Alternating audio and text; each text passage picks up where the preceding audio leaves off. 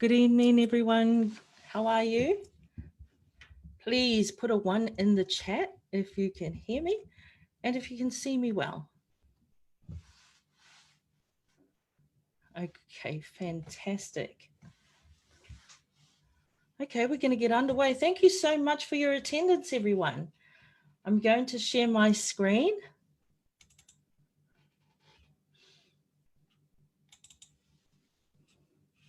And please tell me if you can also see my slides. So we'll start this from the beginning.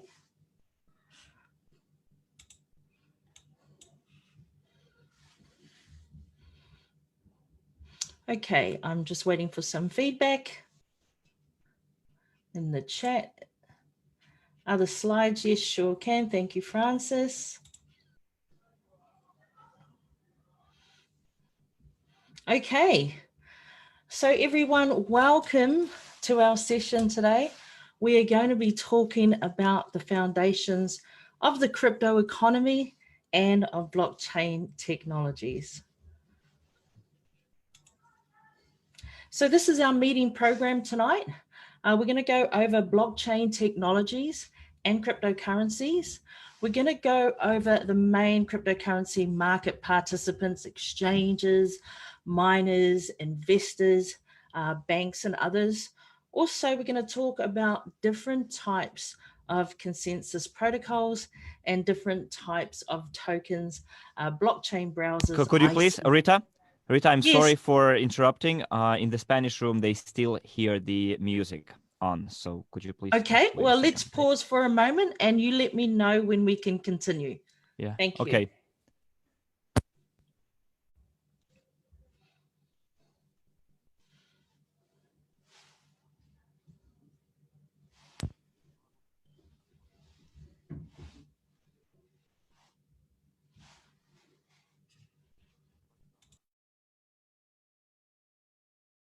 Okay, just give us a second, okay?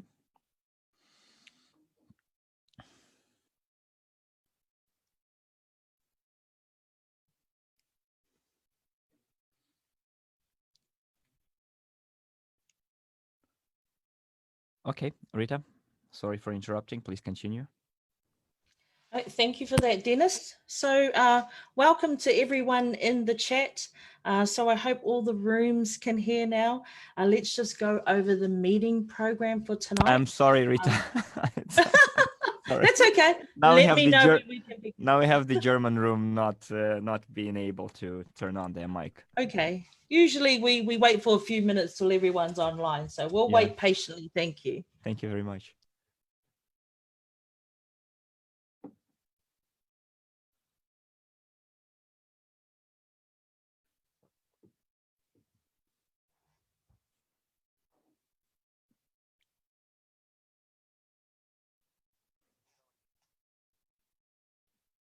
Okay, let's continue. Thanks. It's actually a good time for everyone to take a bit of a break and grab some water when we're waiting. Okay, so for tonight, welcome everyone. Welcome to all the rooms. Welcome to all the partners from all around the globe who have joined us today. We're going to go over this program. So today we're going to talk about blockchain technologies and cryptocurrencies. Main cryptocurrency market participants, for example, exchanges, miners, investors, banks, and others. And we're going to talk about different types of consensus protocols, different types of tokens, blockchain browsers, ICOs, STOs, ETOs, listing on exchanges. You've heard a lot of these terminologies before. So let's dive in and check out exactly what they mean. So I'm Rita Ashen, and I'm very happy to be presenting with Maria Antonenko tonight. I am a representative of the Leadership Council and a new Consumer Community Partner Program President. I am passionate about teaching blockchain and cryptocurrency. I'm a certified Master Profi coach. Absolutely love the Game Genius of Finance, and we host it quite often here in Logan. And I'm also a member of the World's Generals for Peace, a speaker and a private investor. So let's get on with the presentation. Blockchain, for many, it is quite a new word, but for something that's so complex, it's actually quite easy to explain. So what is it exactly? So do you remember years ago, many, many years ago, when they used to have things on scrolls, paper scrolls, right? With very, very long feather pens and ink. And so what they did is they wrote things, they kept records on paper scrolls, and then from there they moved to books and paper. And then with the introduction of the typewriter, we used to keep our records. We used to have typing pools of people that would type things for us, and then we would keep all those records in, do you remember, in these big tall drawers, right, with locks on them.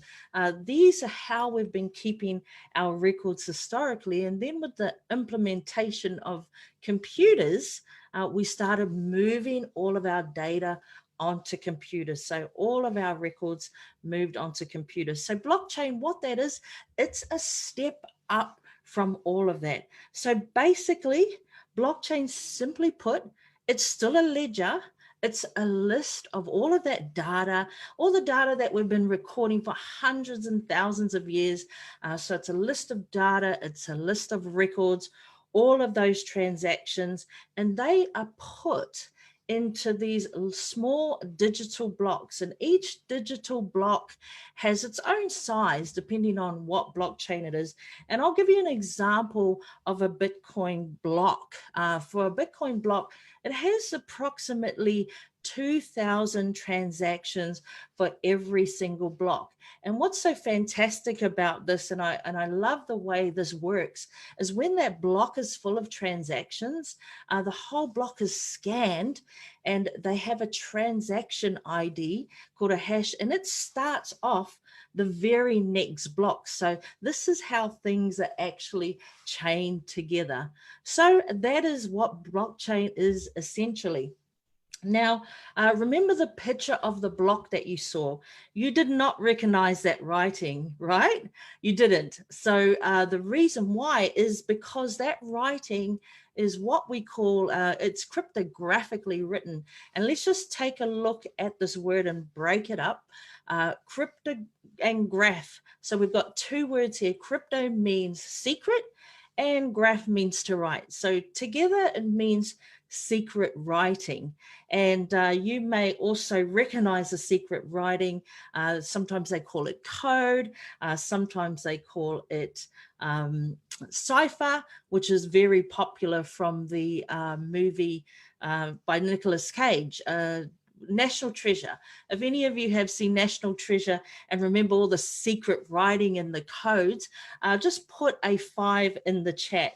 So cryptography, it isn't new. Actually, it's been around since the time of the pyramids, so it's quite ancient. So it hasn't just come about from when computers were invented.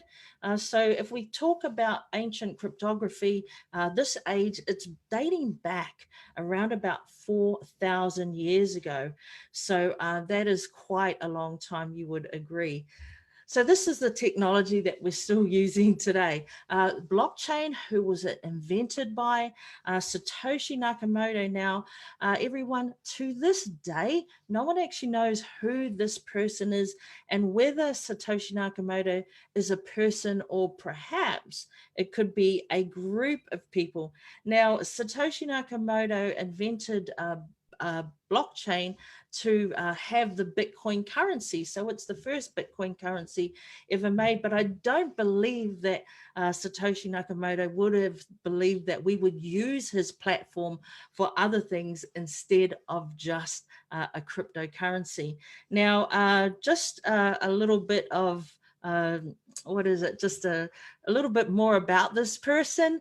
This person has around about over 500,000 Bitcoin, and to this day, it hasn't been touched. So that's a little bit of trivia about Satoshi Nakamoto for you. Now, how does the blockchain work? So let's look at this diagram, starting from number one.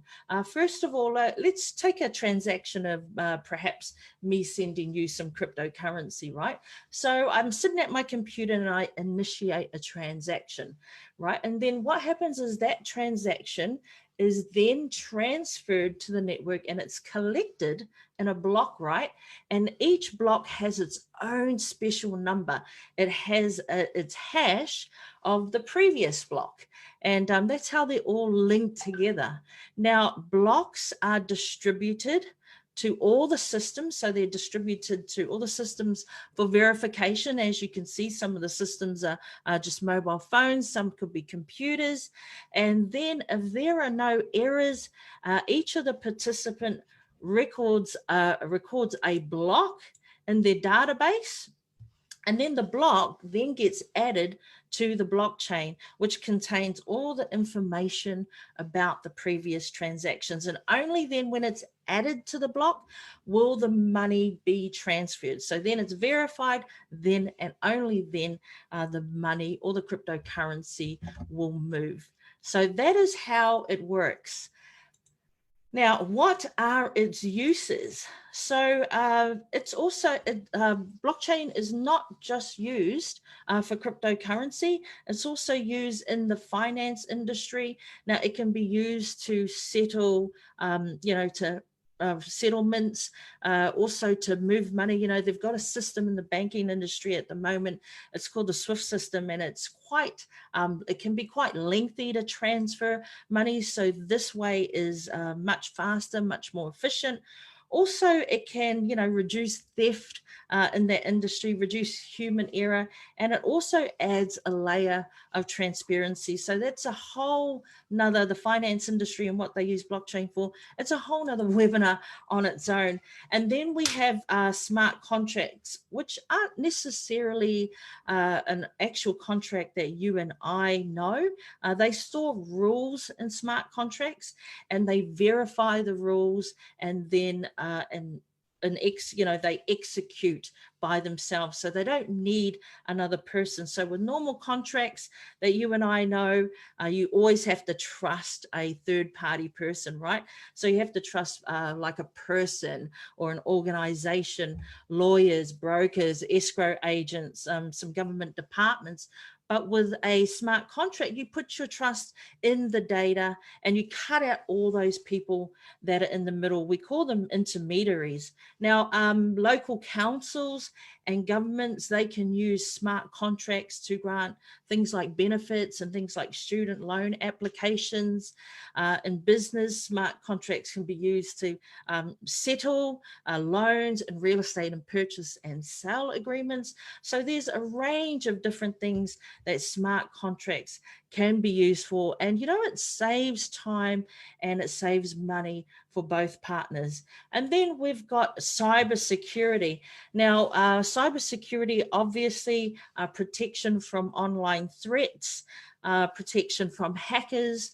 And right now they use cybersecurity. And for example, when you're texting someone or when you're sending a private message on WhatsApp, those are all protected by encryption. And that's very popular type of cybersecurity via the blockchain. And moving along, supply chain. So companies can also use blockchain to get updated information on a product or a component of a product. So for example, if it was a computer, they could track the computer or even just parts of the computer. And you see the picture, everyone in the supply chain can update the data, and then everyone can share. So it's a massive tracking of where everything is. And, in the future, I envision that when we go to the supermarket, we'll also be able to get out our mobile phones and just, press a button and look at a particular product in the supermarket or at the stores, and then see the history, maybe using a barcode or scan a barcode, and then we can see exactly where our product has come from. So it would make things easier, make your choice easier. So for example, if I only wanted to purchase things that were Australian made, especially food products, then I'd be able to use that and see exactly in the supply chain how long it took for this fruit to be picked, how long it took for it to be transported, and how long it took to get to the supermarket. So, our consumers in time are going to be very spoiled, I would say, from when I used to buy things, and I still buy things, but from our day. With healthcare, this is a very interesting industry as well. Imagine that you are traveling. Well, imagine after this whole issue with what we're going through is finished and the borders are open. Again, imagine that you have all your records uploaded to the blockchain, and if anything happens to you overseas, if you need medical attention, the medical professionals can get your information as fast as that. So this will be very helpful, especially in places and times as well when someone needs a transplant. I think that will be a very interesting area to focus on, because there's a lot of problems with transplants and trying to match organ donors to the people, the recipients that need them.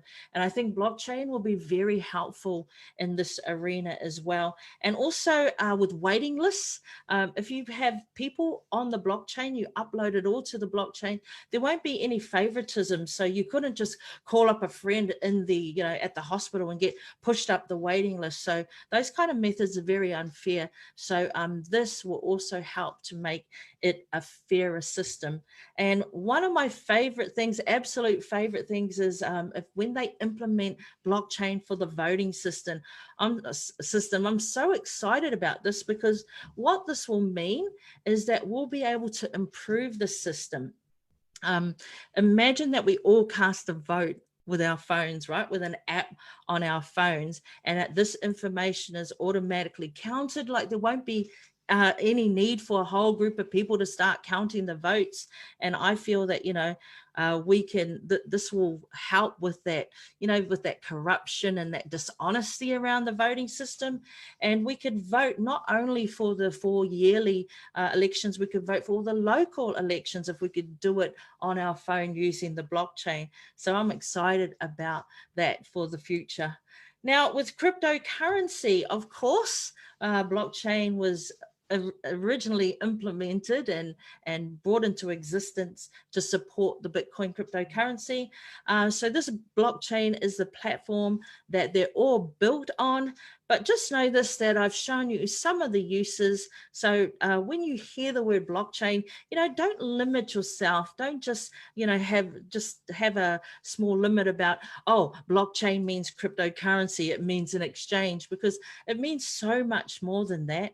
And, there's so much more that this technology has to offer in many areas of our lives and our business. And it's going to solve a lot of problems for us in the future. So let's take a look at the different types of blockchains.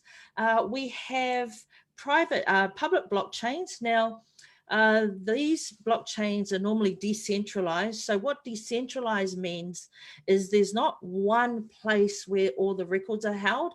They're dispersed everywhere. So because they're dispersed everywhere, we don't really need trust. Just think about, like, if you're walking down the street at night and there's one person down the long dark alley, right? Would you trust that person because it's only you and them? Maybe not necessarily, but if you were walking down this alleyway and there were a couple of hundred people walking as well, you feel the safety in numbers. Well, that's sort of like this. You have that trust because there are a lot of people. With the public blockchains, you don't need any permission to join them, to join that network. The users aren't known. It's transparent. So you've already experienced that with your portfolios when you click onto the Ethereum blockchain, which which is also a public blockchain. It's harder to scale though. So that means the throughput of the transactions, right? So it takes a bit longer, but also it's a secure network. And of course, one of the popular blockchains, public blockchains, are Bitcoin. Now, a consortium blockchain, it's somewhat decentralized. You need some trust here. We have a few users that have permission to join, so it's not open to everyone. The users are known to each other, so you may have about 2 or 3 enterprises. They can be transparent by choice.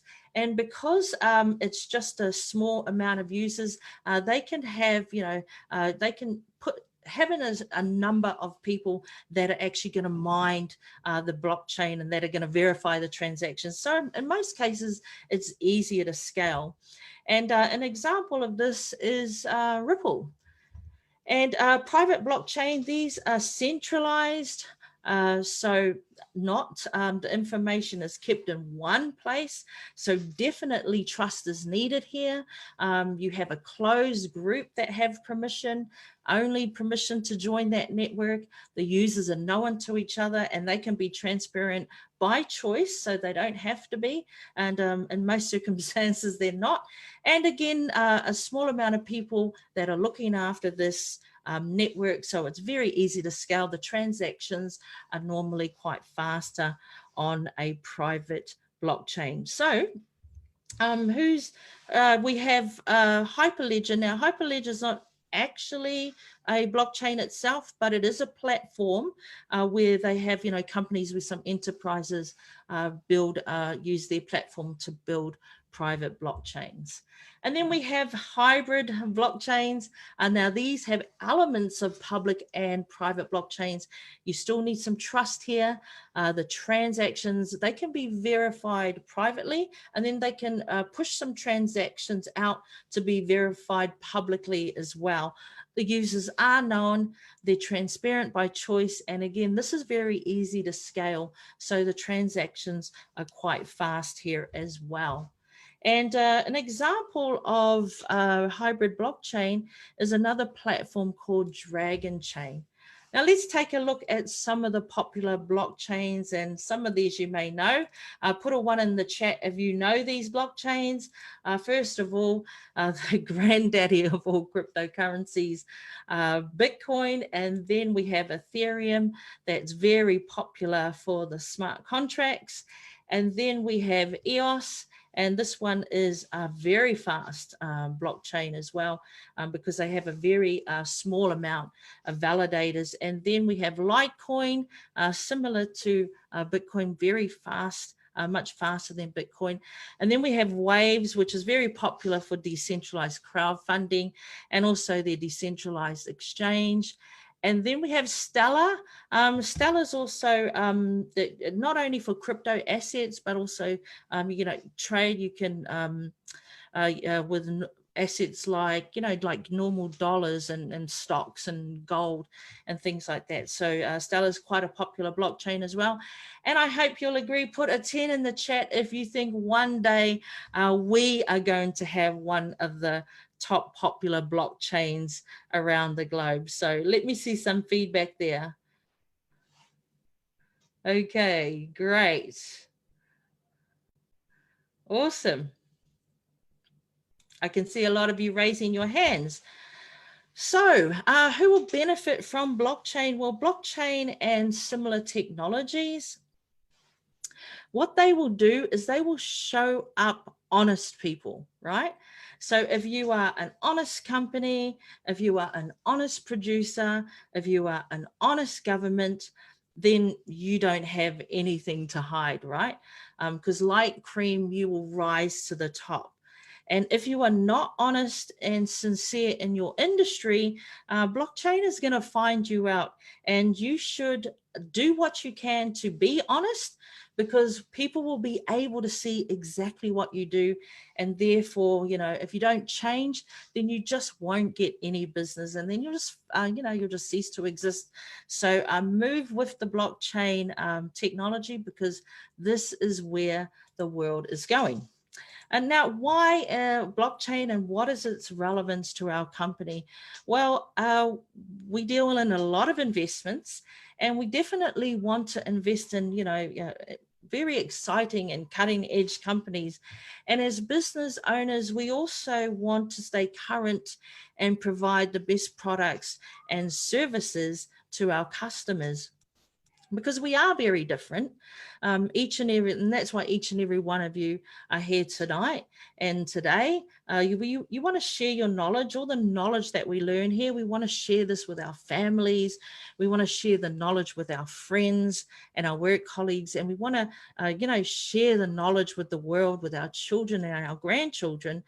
And because they're all part of our company, which is all part of the new economic evolution of the world, right?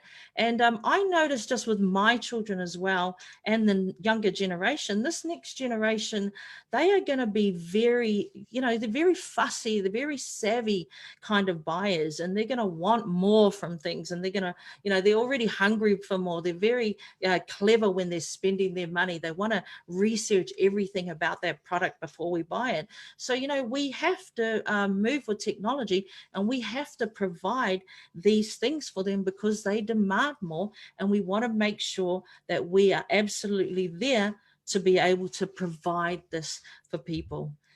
So have you ever heard the term the straight and narrow? You know what that means is it normally means that, things have to be right, that we have to be honest, and we have to stay morally true. So we want to implement blockchain for many reasons.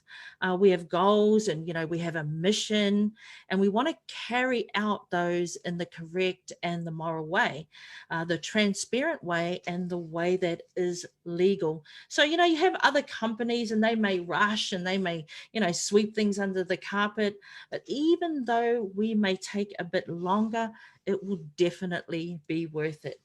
So thank you everyone for your attention.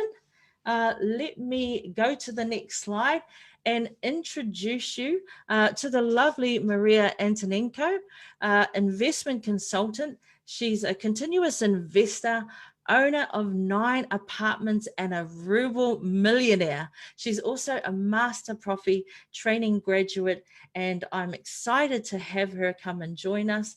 Please come and join us, Maria.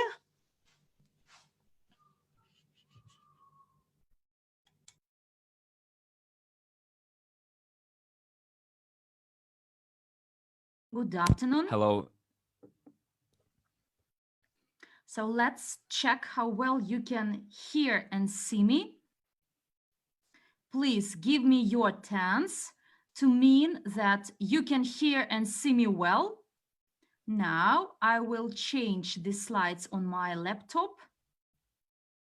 Thank you for your feedback.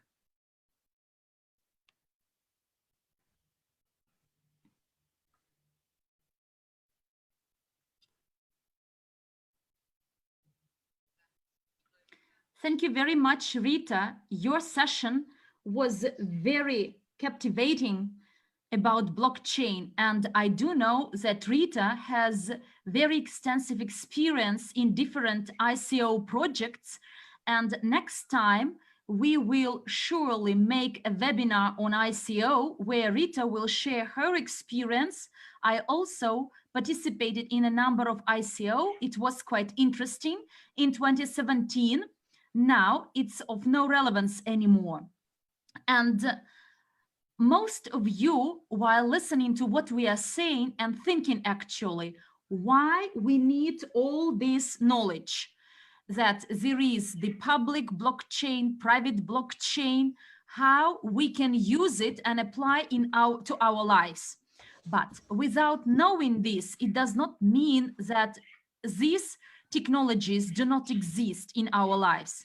And the goal of our Academy of Private Investor is to make you educated in all the sectors of your life, not only the stock market or forex market where you can make money on trading in currencies.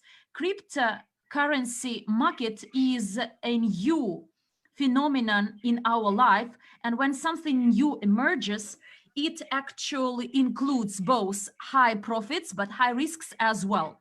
And we actually aim to give you general information for you to understand where it is profitable and where it is of high risk, or which exercise and intervention is highly risky.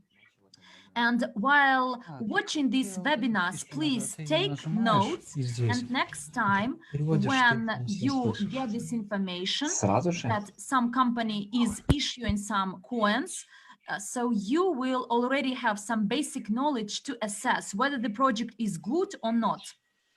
And today I want to share the vision with you that crypto economics does not only include Ethereum, blockchain, or any cryptocurrency. Today, it includes exchanges, mining capacities, mining farms, banks that service all these exchanges. And through the blockchain technology, as Rita said it correctly, there are these ledgers of real estate, of healthcare, and the producer of crude oil, like British Petroleum 2 years ago, adopted into its supply chain the blockchain technology for them to detect and trace online the number of barrels of oil extracted, because there on these sites, extraction sites, there were some incidents of stealing, of corruption, and today many cutting-edge companies use Ethereum-based blockchain, for example, to trace their supplies of crude oil. And what does it mean for the Ethereum Alliance? It means that the British Petroleum buys Ethereum-based coin to transfer smart contracts for the supply of its oil based on Ethereum. And like the Russian bank VTB, when they got the state order on the transfer of Russian real estate on its migration to blockchain, they also selected Ethereum-based blockchain, and our Russian bank procured Ethereum, purchased Ethereum as a cryptocurrency to place it into the ledger for the bank. And this system, believe me, will develop even further. And many bankers, bank officers who don't understand what blockchain technology is about, who don't study this, they are unemployed. Because when I studied in the Moscow State University in blockchain technologies, there were 100 students there, and I believe 90% of them were bank officers, chairing and heading credit departments or the mortgage departments, and without knowledge in blockchain, they could actually lose their jobs. And therefore, if today you believe that it does not apply to you, believe me, in 2-3 years, blockchain will penetrate all the segments of our life. Maybe it will be slower in Russia, but in such advanced countries as US, Germany, Australia, Japan, New Zealand, these technologies are developing very quickly with a fast pace. And here you can see the average statistic about the Bitcoin capitalization. When its price was 10,000 US dollars, its capitalization at that time was 153 billion. Today, the price of Bitcoin went down about 7,000 US dollars, and the capitalization is about 120 billion US dollars. But what does it mean for the global market and the crypto economy? It means that the people maintain their savings in cryptocurrencies, in Bitcoin. Some of them may trade in the exchange or use this as the means of payment to avoid commissions and charges to be paid to the banks. And this is only applies to Bitcoin. But as regards other coins and cryptocurrencies, the total capitalization of this market is from 300 to 350 billion US dollars, depending on the exchange rate, because they may go either up or down. And actually, this figure may seem to be quite high, 300 billion in cryptocurrencies. But globally, if we compare it to the stock market with trillions of dollars capitalization, this figure seems to be very small. The cryptocurrency world and market is quite small compared to the global dimension. But for those plants of miners that are mostly located in China, the global revenue of cryptocurrency miners per year is about 4 billion US dollars. So they used to make some trainers, some sports suits, but now they shifted to mining of cryptocurrency, and they don't need to keep stock of goods at their warehouses. They simply make money by mining cryptocurrencies. And the revenues of the exchanges is over 5 billion and even higher. I won't dive into details about the difference between blockchain systems, centralized and decentralized systems, because you've learned it from Rita. But the benefits for users, someone in the chat, I read it, says that it will be transparent, and this transparency means total control. But if we have nothing to hide, then it should be transparent, because I'm sure and confident that not only in Russia, but in other countries where the banks had some double entries, they hid from the regulators and the depositors the real situation. And when the license were cancelled, so the banks simply destroyed the central server of their bank, the central computer, or set fire in their premises or some flooding, and ruined the disk of their computer.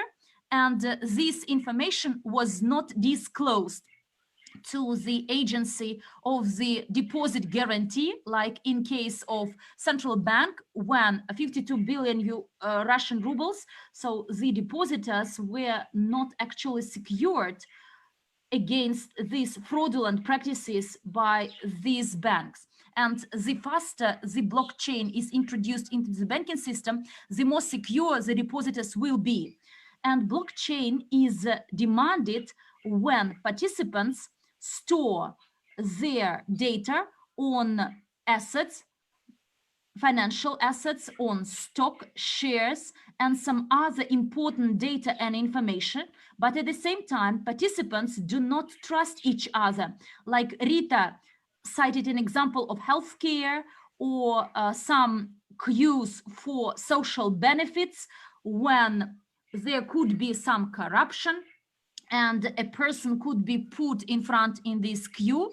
But in case of blockchain, it's not possible. And in Russia today, even some universities that issue the diplomas, they migrate this data on blockchain to avoid fraud and fake diplomas to be issues. To avoid a situation that a student would come to a university with paid tuition, and he didn't attend any session or any lecture, but eventually he got his diploma, his degree.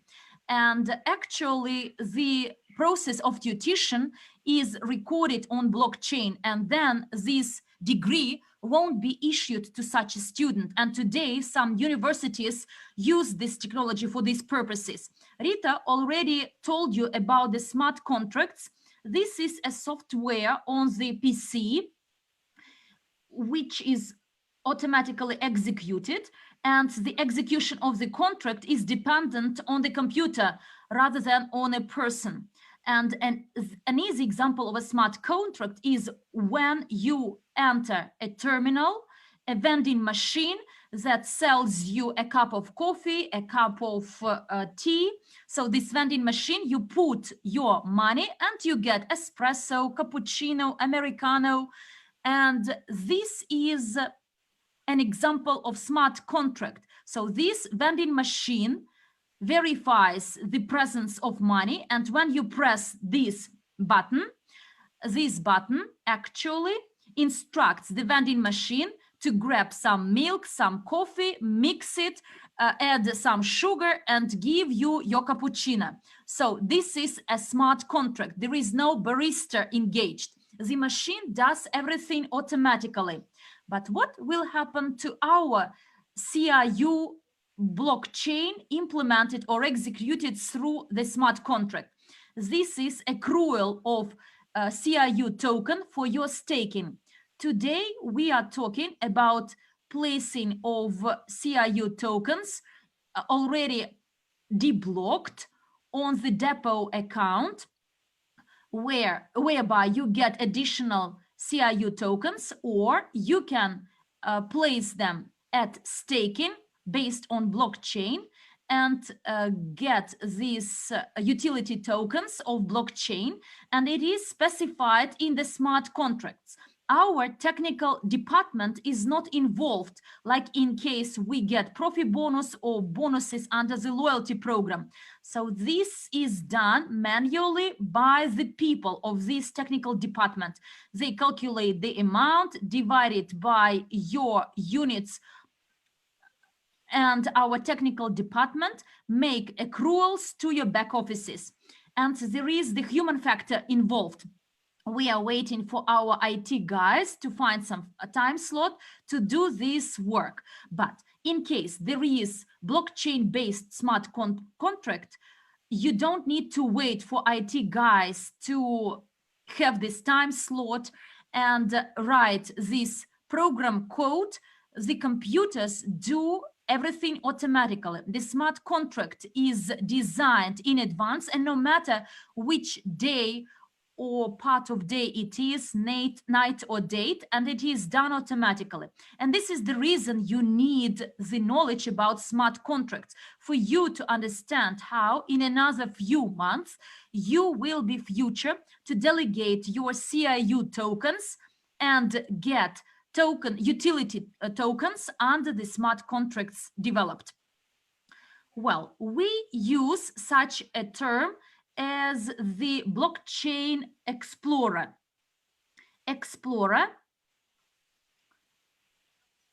I like bitups.com explorer to see the movement and transfer of bitcoins that I transfer to someone.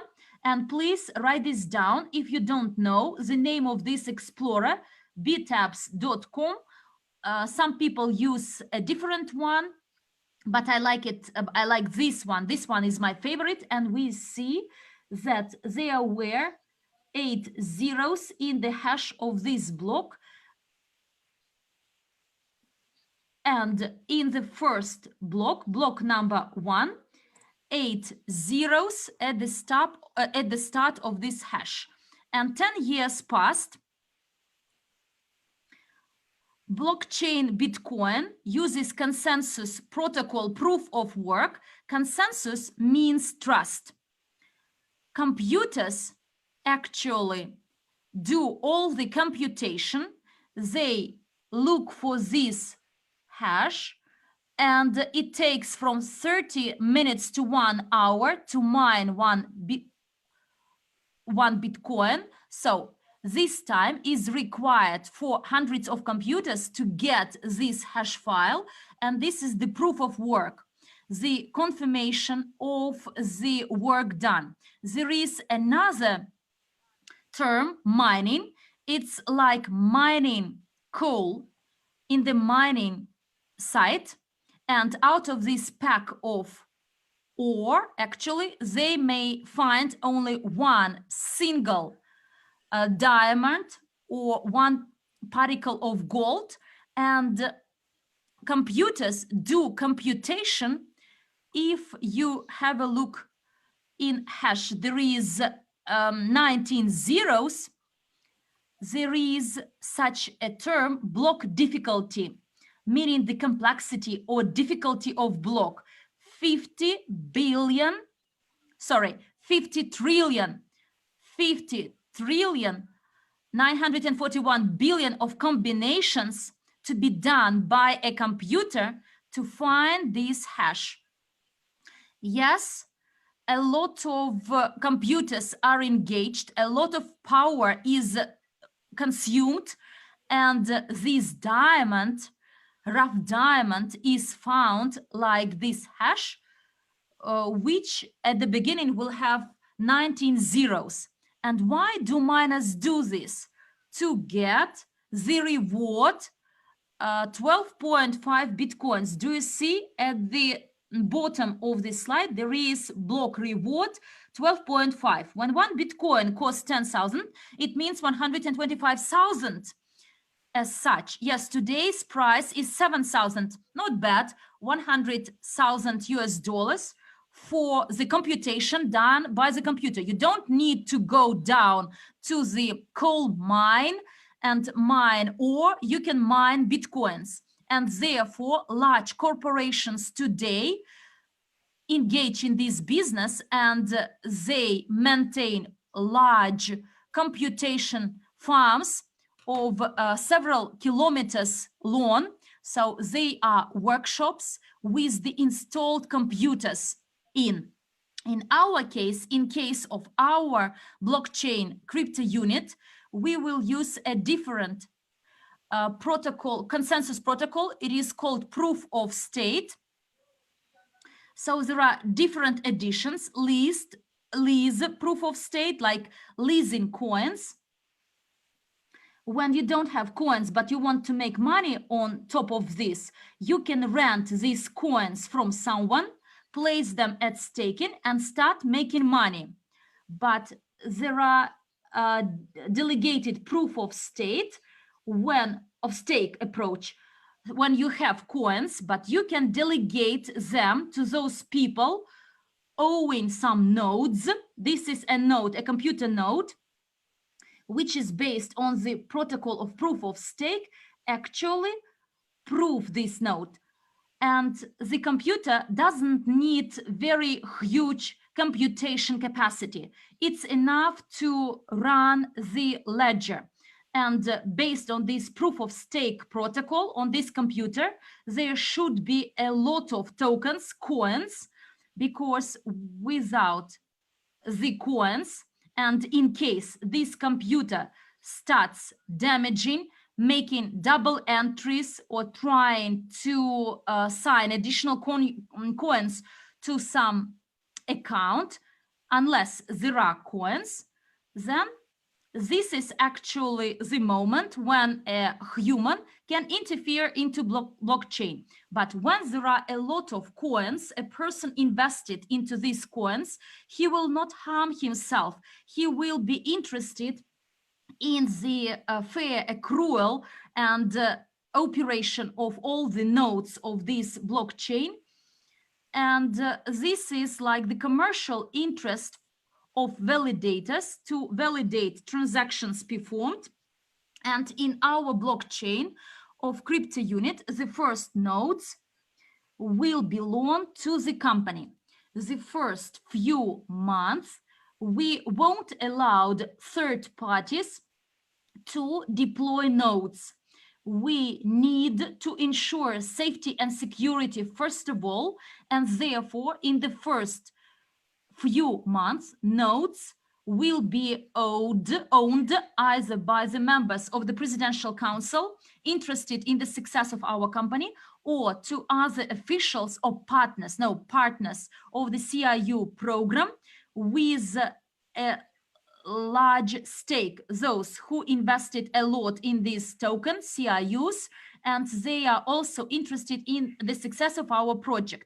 And as soon as we accumulate or collect these 51% of voting nodes among our community, only then we will allow to connect to our blockchain nodes from outside, and we will have the hybrid blockchain. And it's great that Rita mentioned this. First of all, it will be private because nodes will belong solely to the company, and then it will be turned into hybrid. So we will allow, so we will make it public. We will in GitHub publish the code, and any person willing could actually deploy this node. This is the way the Ethereum blockchain observer looks like, and our observer called Explorer Crypto Unit.cc cryptocurrency. And at the last summary webinar, actually, we shared this address with you for you to observe how our observer explorer, operates.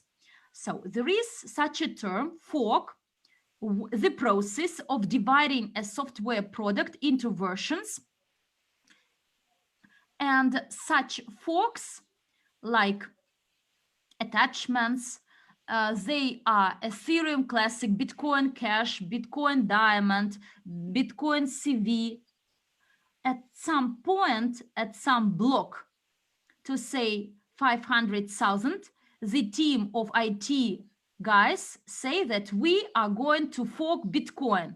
So the core Bitcoin lives independently, but from that point, there is a chain to this variation in other computers. In our case, we will use EOS blockchain, EOS fork to be used, but we will not actually grab all the EOS blockchain which has been collected or developed so far. We will start from scratch. All our blocks will have only our transactions. Well, now let's discuss types of tokens. We know the term cryptocurrency, coin, but it's correct to use today the term token, like a particle of currency. And there is such a term as utility token. They are the first tokens which emerged, meaning that every token has its own function, like providing some services. Ethereum provides services for the promotion of smart contracts. For the smart contracts to be executed faster, they say that we need to accelerate. And for Ethereum, this particle of Ethereum is called gas, to spend or consume gas for your contract to be executed. There are some game tokens such as Tron issued for the gaming community. People play online games and they use these coins for settlement. In our case, in our utility token, it will be a token of our blockchain, and we will use it as the exchange token, utility token. We will have our internal exchange, whereby it will be much profitable to pay a commission by your tokens, like in case of Binance token, and there the 50% discount. We will use the successful experience of these exchanges, and our exchange token, utility token, will provide a discount if you want to trade in exchange. Another type is the security token, tokens with the functions of stock. They are those tokens that provide to the users, to their owners, the same rights as the stock company. So the profits and the ownership. For example, Aspen coin, this is about real estate in Colorado, the USA, for millionaires, Aspen. And the luxurious hotel, they tokenized it, so meaning that every centimeter of real estate of this hotel was transferred into coins, Aspen coin, and people, by investing into Aspen coin, now have a share in the profits of this hotel.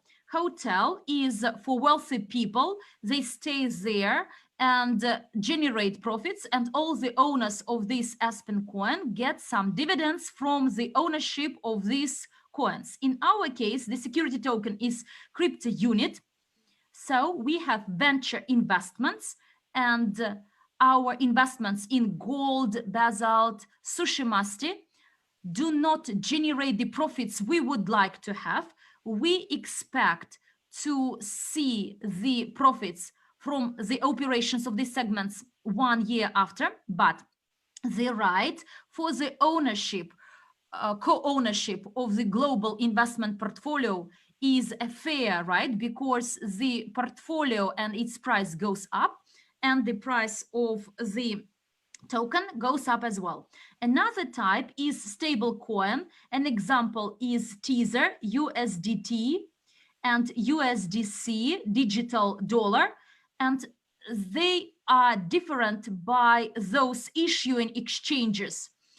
So Libra tried on behalf of Facebook to issue the coin, and it would equal to the co-ownership right by the community, but unfortunately the Swiss committee actually found in the Facebook documents provided by Mark Zuckerberg the signs or characteristics of digital stock, that Libra is not stable coin but the share, because it has growth, capitalization, coin growth, and the right to get profits from transactions. And it's great that Zuckerberg actually applied to Swiss committee, not the US one, unless he has no ban on the continuation of his project. Now he will need to submit the document to confirm that this is the security token. Unlike the Pavel Durov of Telegram, because he received a ban from the Securities Committee in the US on the sale of these tokens to people. And now Pavel Durov either will have to pay back the investments to the investors, or to go to the Securities Committee of the US and acknowledge this as a security token. What prevents many people from recognizing their tokens as security tokens? Because it requires documents where money comes from, what money is spent on.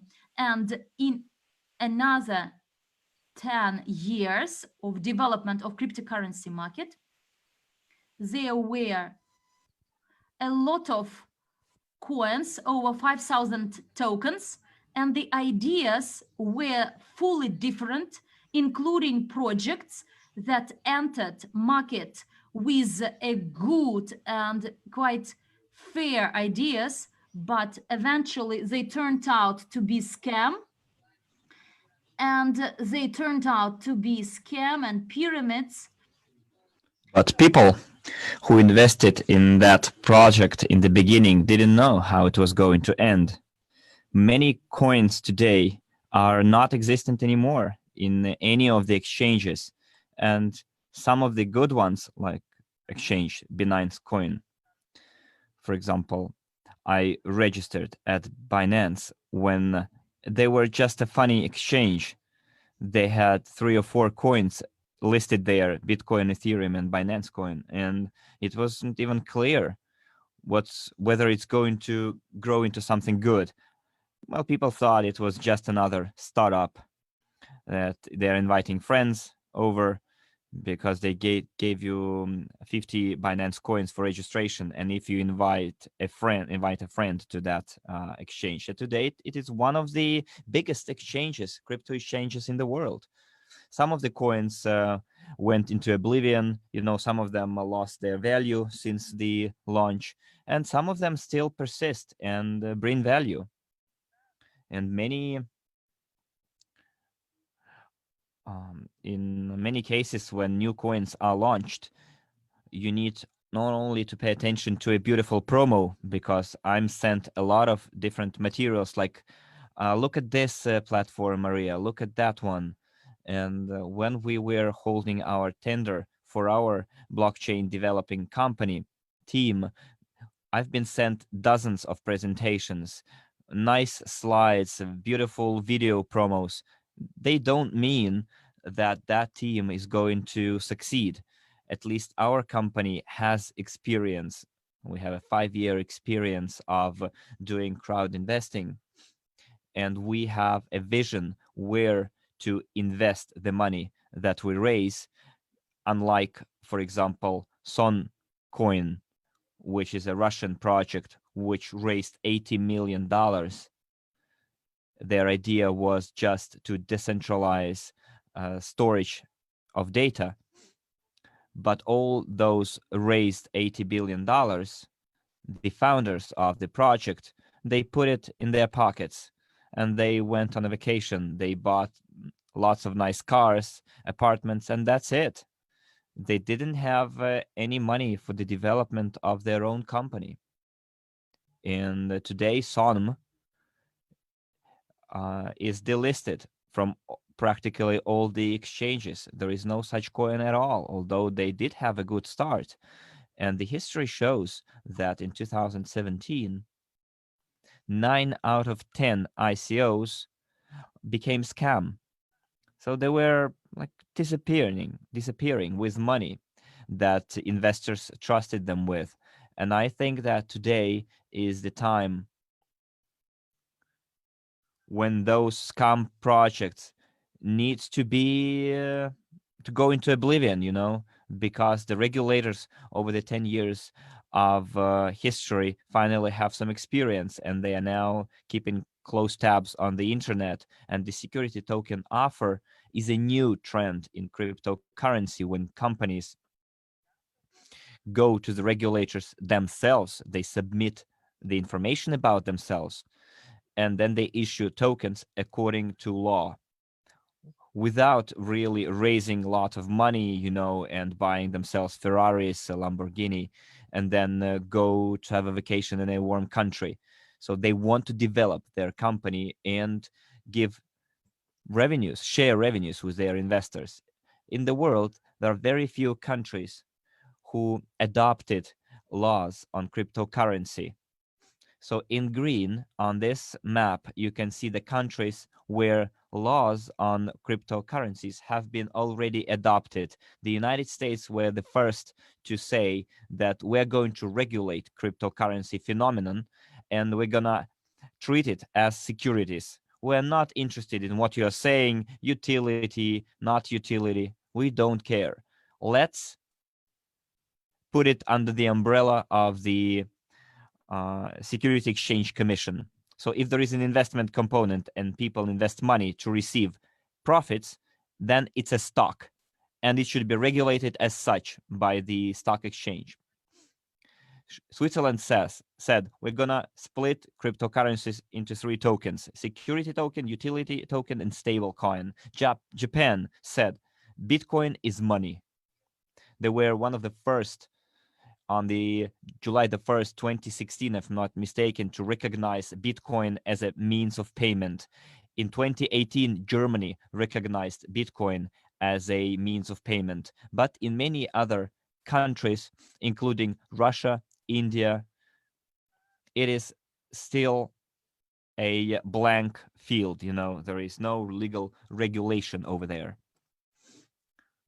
So our lawmakers, guys sitting in the parliament who develop the law on cryptocurrencies, have been doing that for 3 years already and cannot come to a consensus how to treat that phenomenon. And a summit has been held, G20, in 2018.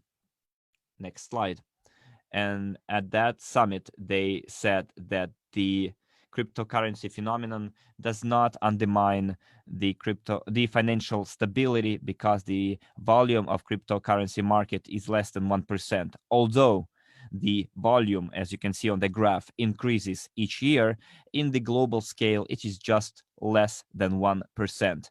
So there is no a need to hurry with the application of law, with the adoption of laws on cryptocurrencies, especially in those countries where the cryptocurrency investment volumes are less than 1%. So that's the global attitude or treatment of this phenomenon. Security token offering. In 2019, there were 89 projects, $267 million raised. As I said, this is a new phenomenon in the world of crypto economy. By countries, if we take a look, 84% of STOs were held in the United States. The orange sector is 12% Germany.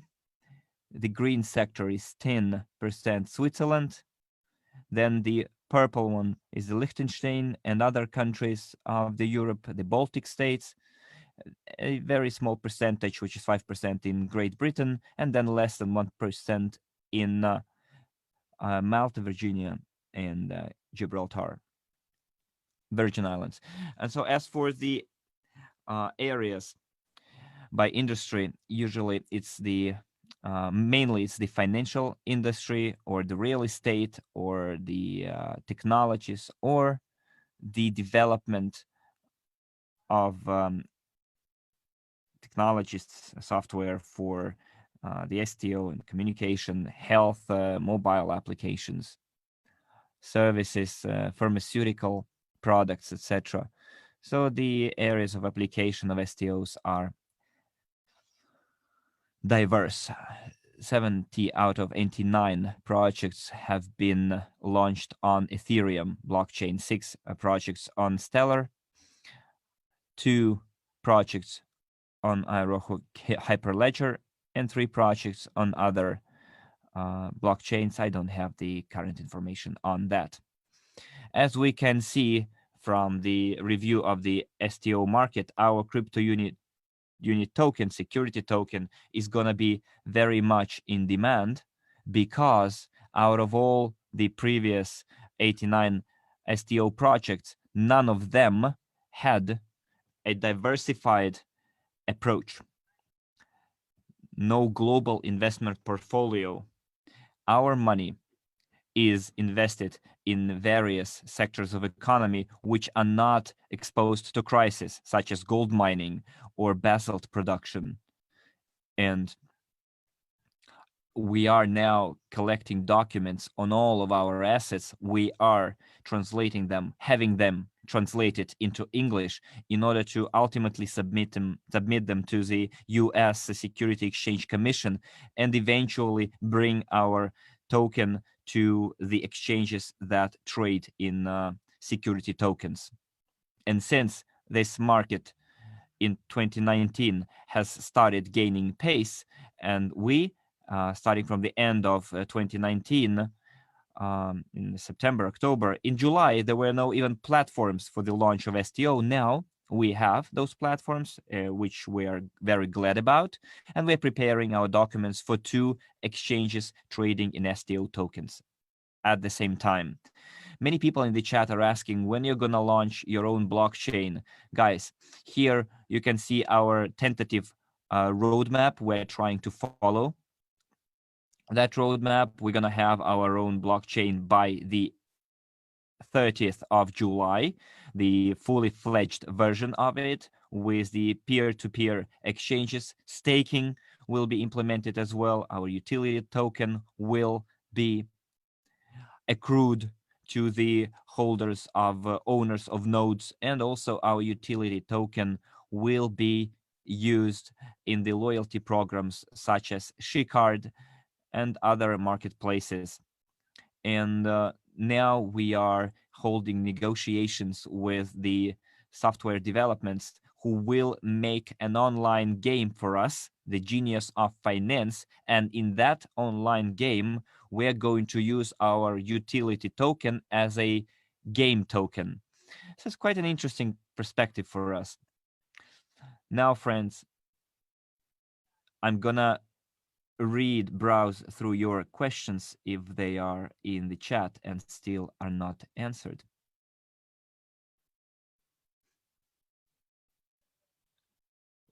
Guys in the chat, this is your chance to ask your questions, but be quite precise, okay, about it.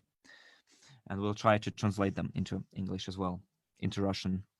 So some of our partners are sharing the links with me, and Explorer Crypto Units are asking for a um, the slide deck. Of course, we will share it with you. Some of you saying that Gazprom is fueling their airplanes using blockchain. So I don't see any real questions here.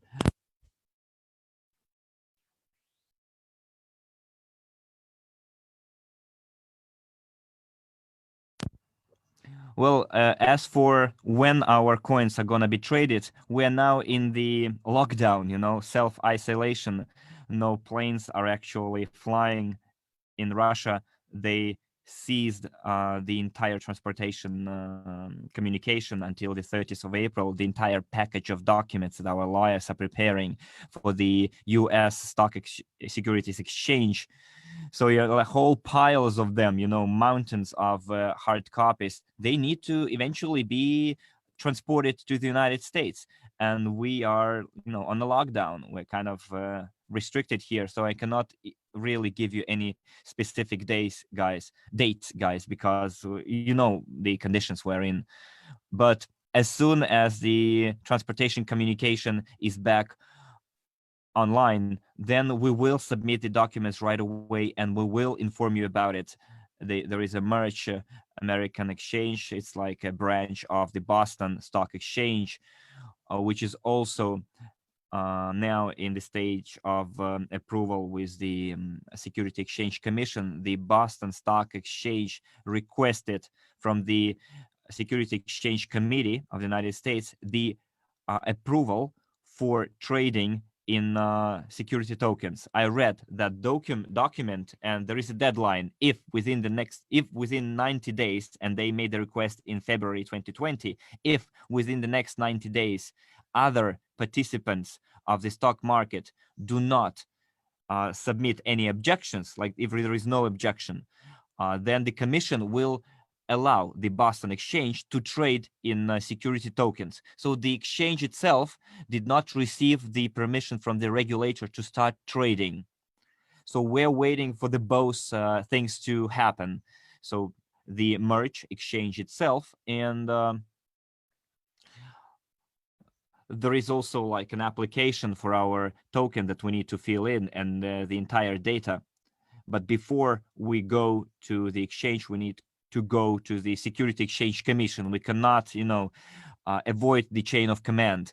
At first, the local exchange needs to receive the permission from the Security Exchange Commission, and the document review period is up to 45 days of the application. I mean, and then there is the legal opinion.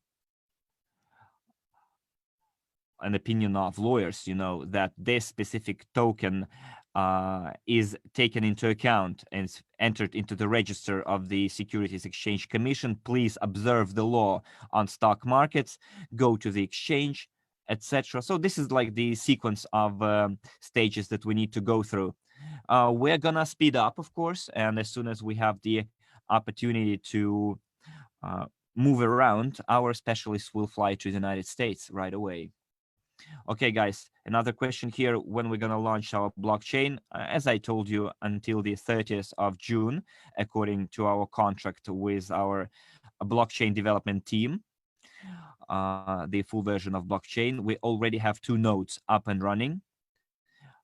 This week, starting from Monday, next week, I mean, on the 13th of April, we're gonna have our technical department migrating data from back offices to our blockchain. So all those transactions that you saw on Ethereum blockchain will be migrated to our own blockchain, and explorer.cryptounit.cc, you will be able to see all of those transactions.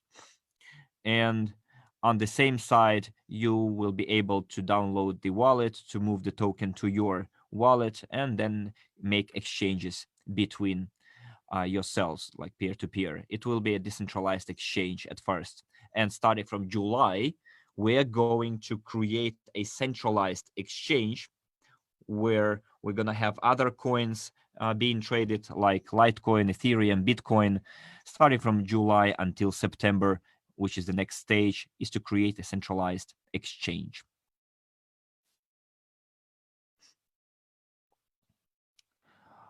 So I think as far as the questions are concerned, I've covered them all.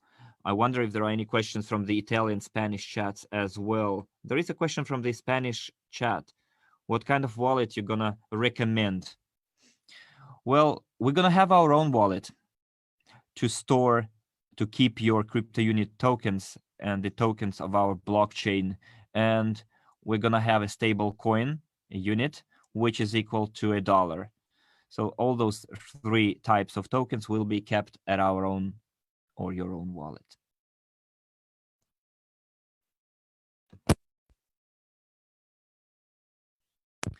Yeah, the white paper, guys, white book. It will be published. We wanted to do it in April, but I have the feeling that it's gonna be somewhere early mid-May. I'll explain you why we don't want to publish it sooner, because we have competitors, and we have a lot of people who do not wish us well. You know, they can harm us. And before we submit, until we submit the documents to the Security Exchange Commission, to, you know, to put, to call dibs, you know, on our own token, because you might have known that on Ethereum, there are already several crypto units, actual crypto units are issued. As soon as we launched our Ethereum-based blockchain, they started copying our crypto unit logo. They changed the colors. It was green and purple and violet, and they called it crypto unit. In order to avoid that, we're not going to publish our white paper before our lawyers submit the application to the SEC, Security Exchange Commission, so that the name of our token, our logos, are copyright protected. So when the fraudsters are gonna copy the name of our tokens or trying to confuse people, we will be able to punish them legally. So now it's quite dangerous to publish that document in advance. It's gonna be disseminated across the entire world on the internet, and the commission, the Security Exchange Commission, won't give us the right of discovery or the source, you know, original source. So we're gonna need to submit the application with the name of the token, with the logos, etc. We need to have the entire description of the procedure. Hopefully you understood me. Okay, do we have any other questions relevant to what we've been just discussing? I will have several questions from the Italian chat, if I may. So partners are asking what kind of wallet it is best to use to buy and purchase Bitcoins, like Binance, etc. Okay, I got you. Oh, as far as the trading in Bitcoins is concerned, I recommend Copay wallet. It's from the BitPay company. I've downloaded it to my phone. I don't know whether you can see it or not. This is the logo of the application. It's Copay. It's one of the most reliable wallets for keeping and transferring Bitcoin. Coinbase is also a good wallet because there is an American exchange behind it, the American bank behind it. But Coinbase, as most other wallets, is just reflecting the statistics of the availability of your Bitcoins on the wallet. But in truth, your Bitcoins are in the exchange. So you can see the entry on your phone, like you have 1 Bitcoin or 5 Bitcoins or 0.5 Bitcoins. But if you take the hash of your wallet and put it into the BitHub's Explorer, you will see 0 there. You know, when I do my training, conduct training, and my students are checking their wallets through the Explorer, BitHub's Explorer, or through the Ethereum Explorer Ethereum scan and see 0, they're shocked. How come I had 1 Bitcoin? Where did it go? It's just the statistics that Coinbase, as the organization, owes you 1 Bitcoin. But at that time, your Bitcoin is already traded in the exchange. And if you want to send it to someone, the Coinbase will take another Bitcoin from the exchange and will give it to you and send it to the given details. It's not a cold wallet, it's called a hot wallet. So access the holder of the Coinbase, the owner of the Coinbase, has the access to your Bitcoins. Copay, in my opinion, for now, it is the only wallet that I tested so far, and that doesn't have access to my Bitcoins. They're being kept there. And in the Block Explorer, I can see that the wallets, those Bitcoins arrived to my wallet, and they will be there until I send them to someone else. Well, you can check any wallet through the Block Explorer. In the Spanish chat, they are asking to put up the picture of that wallet once again. Well, it's not on the slides, it's on my phone. So I'm gonna show it to you again how it looks like this. It's a C underscored. Unfortunately, you cannot download it on Android or on a computer. It doesn't have a desktop version, so it's only for iOS. BitPay wallet for Android from the same company. But there might be some tricks like with the Coinbase. But the Coinbase as an organization is quite reliable.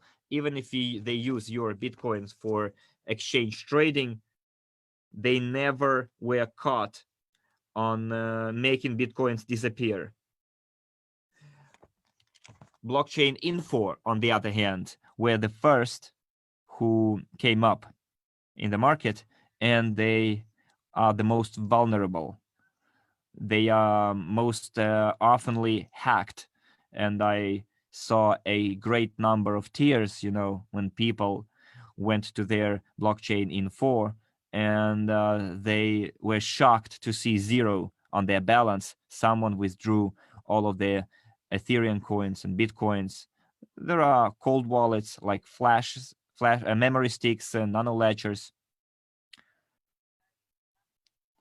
Well, this is the most secure way of keeping your cryptocurrencies, when your cryptocurrency is stored on your memory stick, not somewhere online on the network. Any more questions? So people in the English chat do not really understand what staking is and are asking you to explain it once again. Well, staking, guys, it's a proof of stake. It's a protocol, of trust between one computer and another. It's a protocol of consensus. It's called proof of stake. No, in this case, you can understand it as is proof of stake, that there is a proof that you have a stake. It can be compared to a shareholders voting. For example, we have 500 shareholders coming to a shareholders meeting, and they want to vote. They put their votes in a ballot in the box, and they would like to, to vote for Mr. Smith, as a chairperson. So they put their stake or their vote. In our blockchain, this procedure of voting is done through our tokens, crypto units. So we are voting, we're making a stake, we're sending our tokens through the blockchain to a wallet. We're gonna tell you, for example, we have 21 owners of the mainframes. nodes, let's call them. One node is going to be owned by Havratov, CEO. The second node will be kept by Petro from Italy. A third node will be held by Rita in Australia. The fourth node will be kept by someone in India, in the United States. And you look at those people and you understand that they are the keepers of that mainframe, of that node. Of course, it's going to be virtual. It's not going to be like a home desktop computer. It will be a cloud technology is going to be used. But you will not be able to set up a computer like this at your home. You don't have this right. But you can send your crypto units to the given address, for example, Petro or Rita, like 1,000 crypto units. And the more votes this specific nodes has, like people voted for that person, then his or her computer is going to earn more tokens, utility tokens. I showed you a slide how miners of Bitcoins earn money. Their computer is doing the calculation, computing work, and earns 12.5 Bitcoins. The same thing will happen in our blockchain. There is a mainframe, a computer, which confirms, proves those blocks, and earns the tokens of our blockchain, utility tokens. For example, on a specific node, there is 1 million crypto units accumulated. Then that node will have 10,000 utility tokens. Then you gave 1,000 crypto units, and the smart contracts calculates all the owners of the crypto unit who delegated their tokens to that node. That yes, today 10,000 utility tokens were earned by that computer, and it will credit all the owners according to their stake, according to their deposit, the appropriate number of crypto units. Maria, one more question.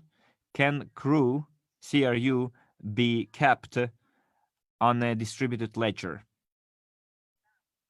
Yes, our CRU tokens. Well, look, blockchain is a distributed ledger, so they will be put on a blockchain, and that's where they're gonna be kept.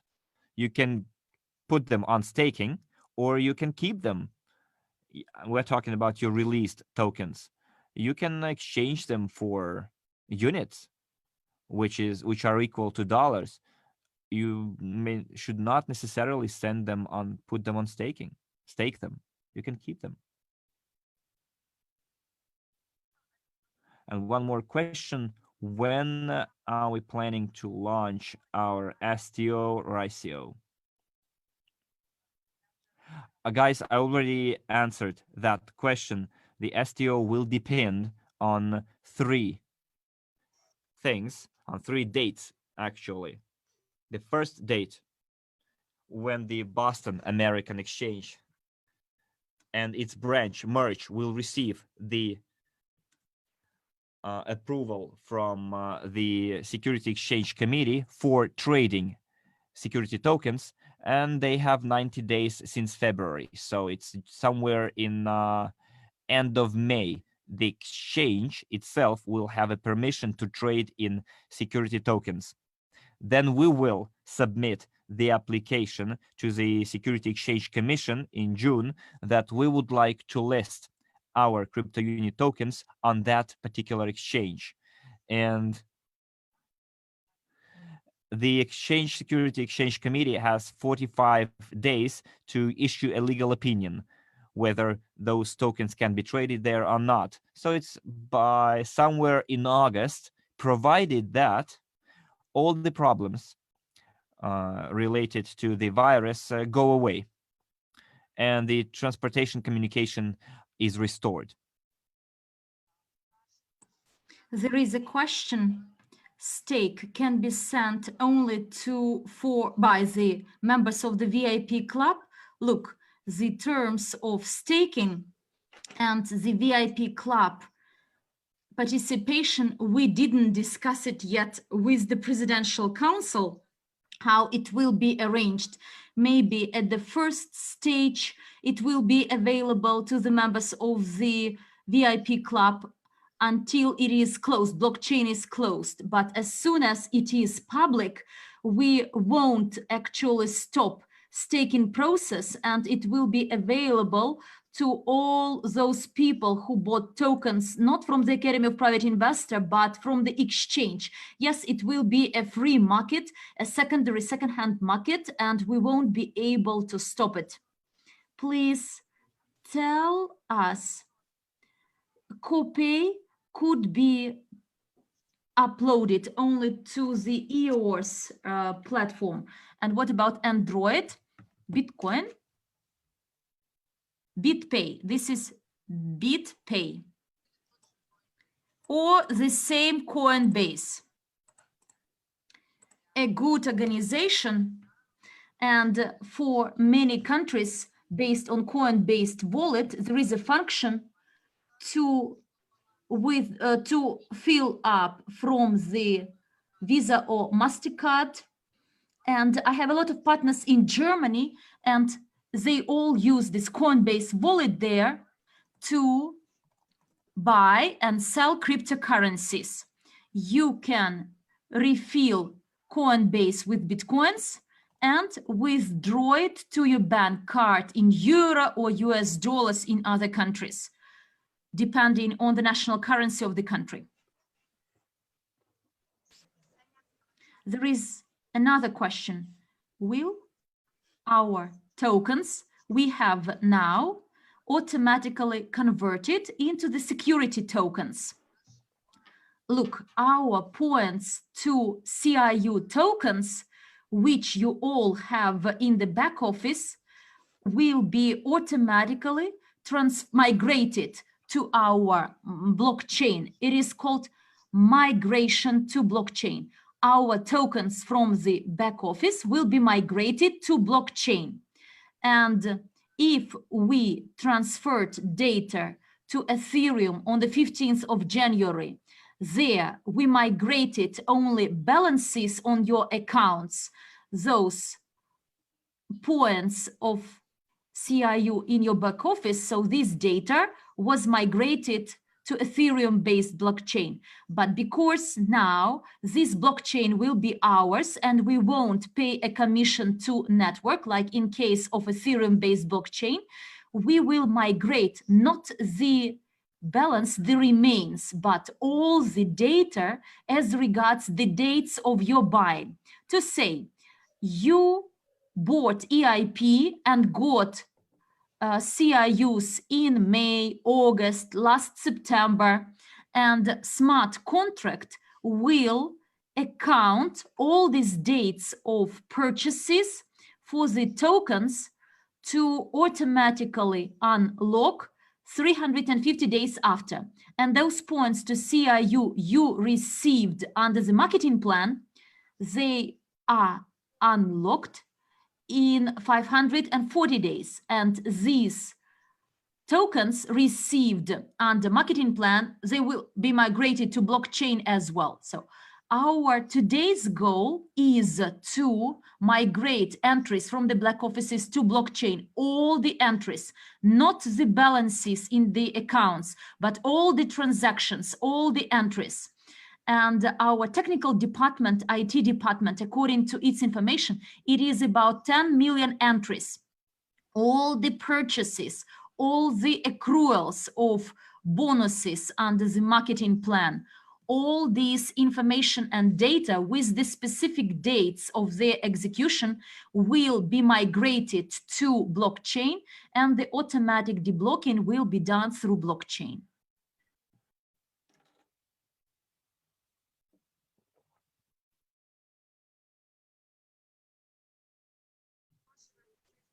There is another question.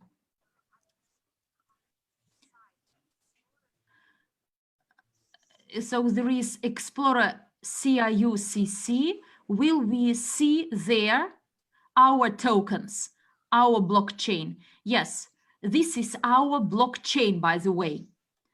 And these are the first steps only of its development. I would say this is the draft website or the prototype of the website. As soon as the data migration is over, it is to start from the 15th of April to 20th of April. 10 million entries and transactions will be transparent and seen on through our Explorer. And on this website, you will be able to see all this. There is another question. How is it possible to exchange CRU into stablecoin? Now, exchange of CRU is done through your back office, in your back office, through the so-called application board. When our tokens, as soon as our tokens are on blockchain, then on this cryptounit.cc website, there will be tab DES, decentralized exchange. It means one person staying in Italy, another one in US, another one in Russia, and they can exchange. Some of them have stable coins, others have CRUs, and in this DES tab or section, they will exchange them.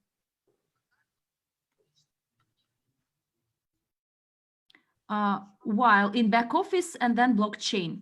And will our wallet enable us to exchange CRU into Bitcoin and then Bitcoins to US dollars? Through the back office, no. Through your wallet, no. It will be the function of our decentralized exchange, because CRU into units and blockchain tokens, but the exchange which is being prepared there, it will be accept Bitcoins and fiat money into fiat US dollars to exchange your CRU tokens. For this, we need centralized exchange, and we have a company registered in Estonia, Unit Incorporation, and it has 3 licenses, including crypto fiat license. So exchange of cryptocurrency into fiat money, euro and US dollars. Under the Estonian license, we are creating our own centralized exchange that will accept Bitcoin, Ethereum, and other cryptocurrencies. Can we learn which specific blockchain are we going to use? We will have our own private blockchain, EOS-based blockchain.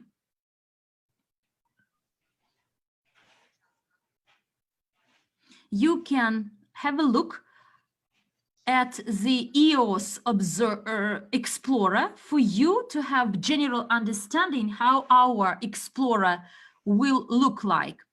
So our private blockchain won't have EOS coins. Instead of EOS, we will have our unit, token unit of our blockchain.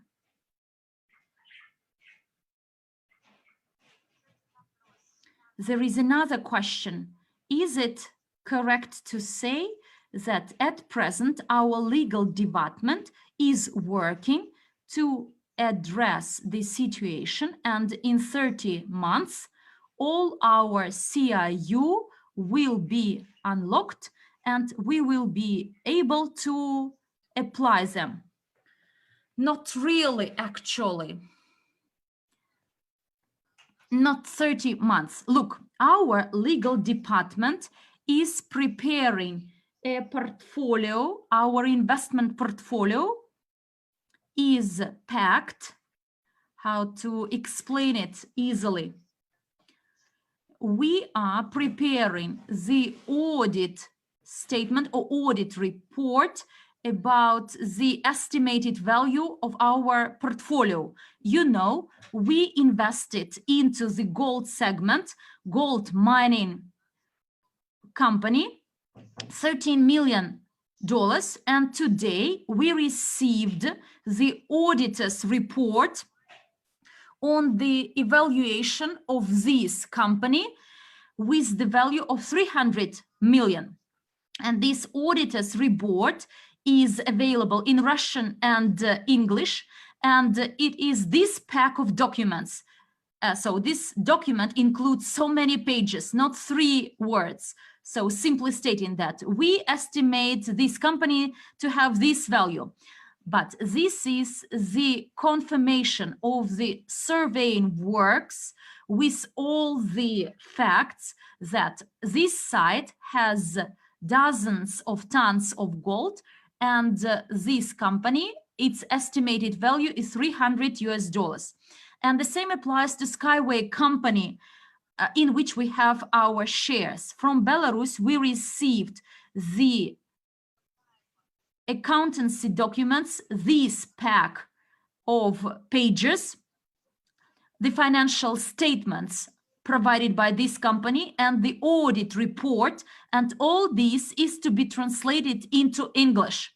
These files of documents for the auditors to prepare their report that you invested into these stream technologies 12 or 13 million US dollars or something, but the capacity of this company, like in case of Tesla, is billions of US dollars.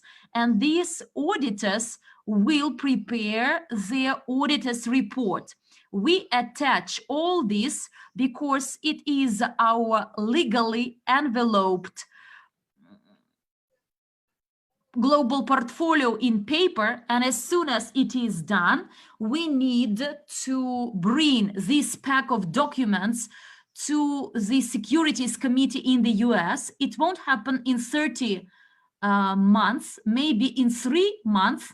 And as soon as we submit these files of documents to the US Securities Committee, and after this, we need to get from this committee legal opinion, which is to be prepared in 45 days, either to approve this or to actually share some objections or some comments.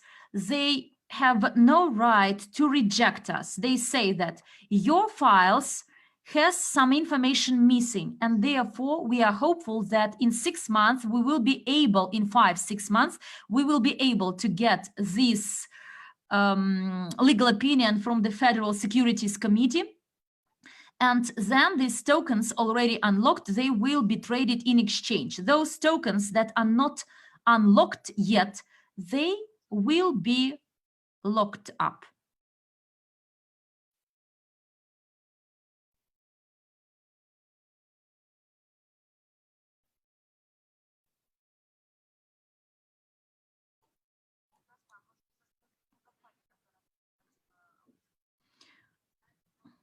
What is the name of the auditor? I can't share this information with you because we have non-disclosure agreement with them. But it is a top 5 auditors, global.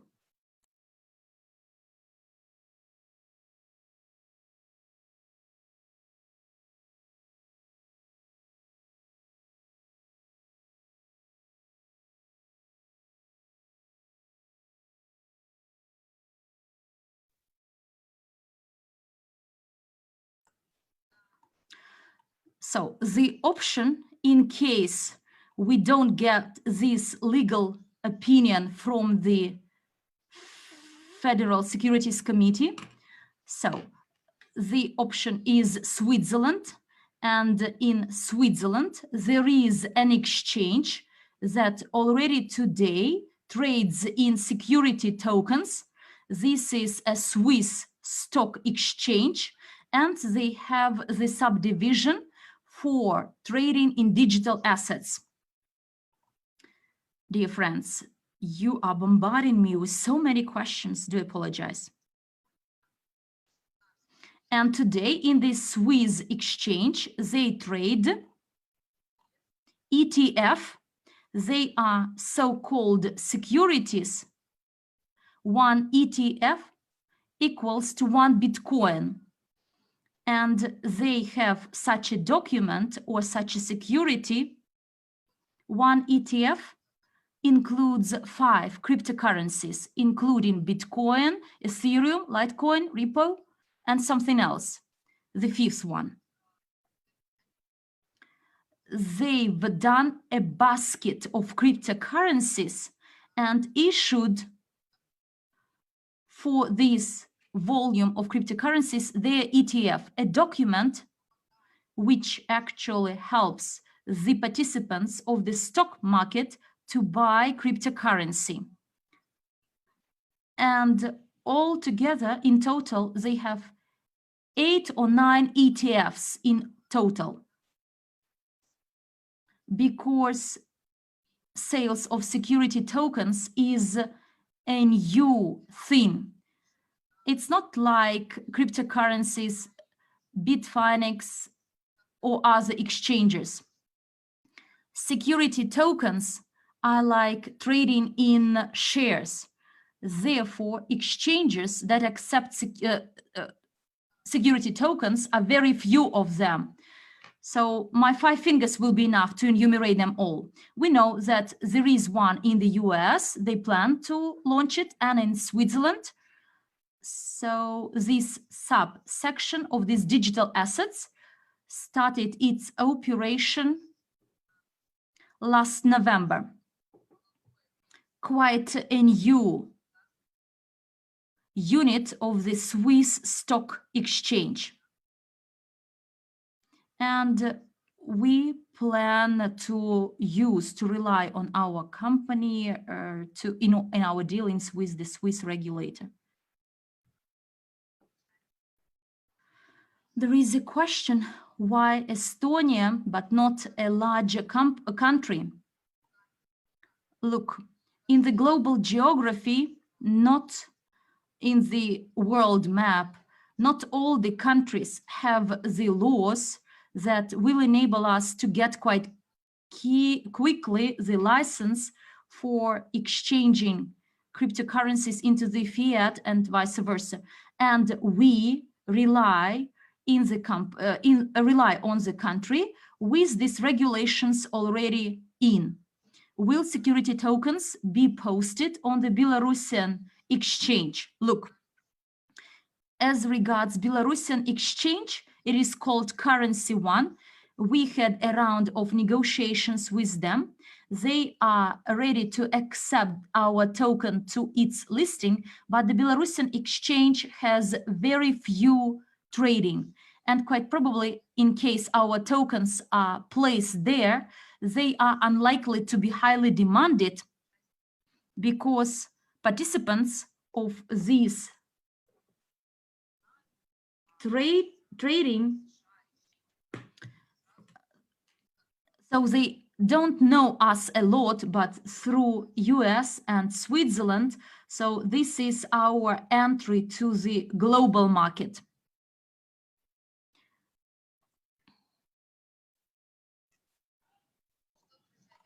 Well, dear friends, I am very thankful for your active participation.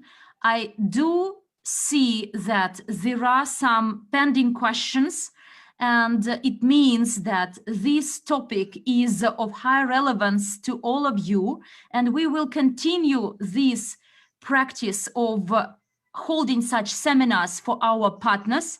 And please follow our news. And 1 hour after, there will be a closed meeting at which Andrei Havratov and members of the Presidential Council will share the latest news. If you are a consultant or you have investments into our company of over 1,000, then please go to your back office, press the tick contract or agreement, and fill in non-disclosure agreement. And as soon as you fill in this agreement, NDA agreement, then you can enter the webinar room at 3 p.m. Moscow time, unless you complete this non-disclosure agreement, so you won't be moved to this closed webinar. So you have over 1 hour left for this, and looking forward to meeting all of you at our closed webinar for our partners in 1 hour, a bit more than 1 hour. So my regards to all of you. Take care and see you next time. Bye-bye, guys.